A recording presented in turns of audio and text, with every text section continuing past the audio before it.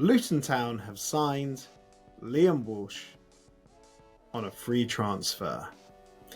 Now, to say that the fan base are split on this would be an understatement. It's definitely a very divisive transfer.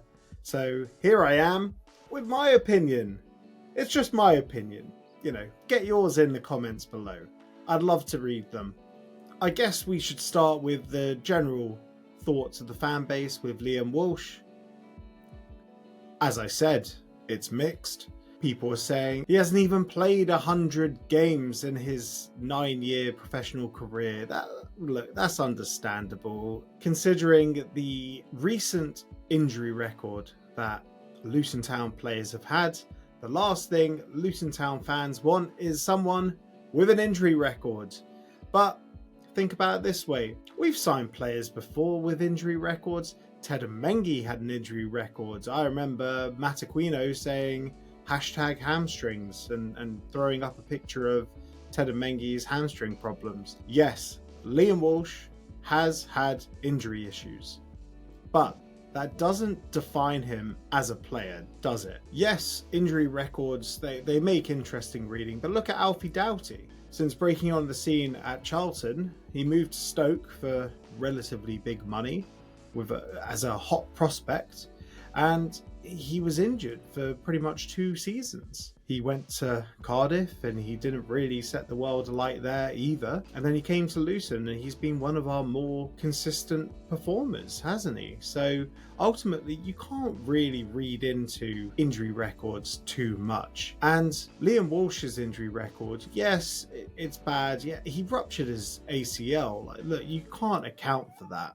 It's just unfortunate happenstance. He had a severe hamstring issue that kept him out for a long time. Ultimately, you need to look at the recent times. Last season at Swansea, he played 20 games. Yes, he's not a 90-minute player. He's not going to be giving you back-to-back 90 minutes. But realistically, he's not going to be that type of player for us. We need that squad depth where Liam Walsh can impact a game from the bench. Potentially, he can start games for us as well when we need to maybe rest Tahith Chong or someone else, or if we want to change shape, because I think Rob Edwards might want to have that flexibility to change shape. I don't think he's going to be one of the midfield 2.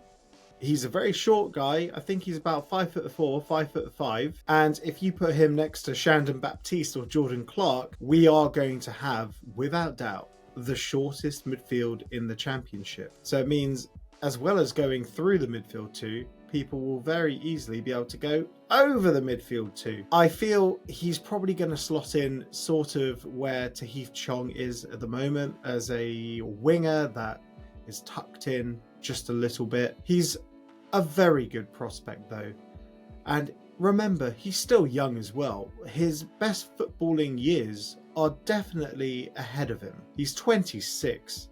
There is so much time for Liam Walsh to get a good stretch of games, and again, I mentioned that last season that he played at Swansea, he managed 20 games, and fair play. Look, he wants to keep that momentum going. If we go back to when his last good season of football was, his last consistent season of football, you have to go back to the 2019-20 season, the season that was curtailed by COVID. He was on loan at League One in Coventry, and again, he was one of their standout players as Coventry got promoted from League One with that weird points per game thing.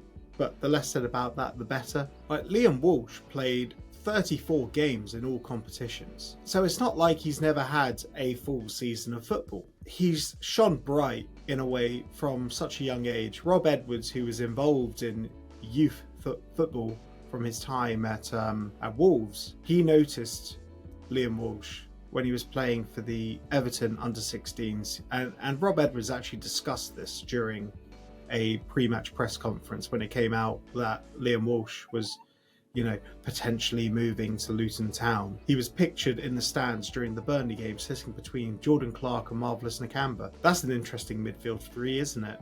maybe we should try that on the pitch. Liam Walsh impressed so much from his time in the Everton Academy. He was signed by Bristol City and he was spoken about very highly by Lee Johnson.